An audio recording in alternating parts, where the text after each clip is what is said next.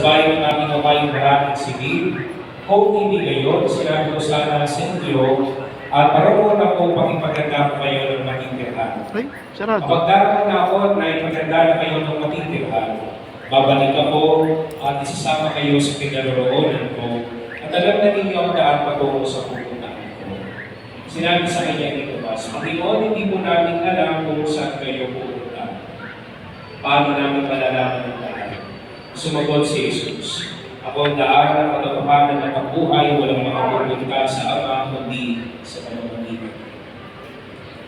Ang mabuting balita ng Panginoon. Pinupuri ka namin, Panginoong Jesucristo. Magsubok mo. Sa magandang tanghali po sa lahat. Una po aking nakikiramay sa pamilya at kamag-anak ng mga kapatid namin ang maong si Teodorica at mga kapatid, ano man ang karanasan natin sa buhay ay nag-iibon po ng mga magagandang aral kahit sa kalungkutan o kasiyahan. Unang dalawang po karanasan ay umatayo ang Diyos. Kahit tayo nalulungkot sa pagpapalo ng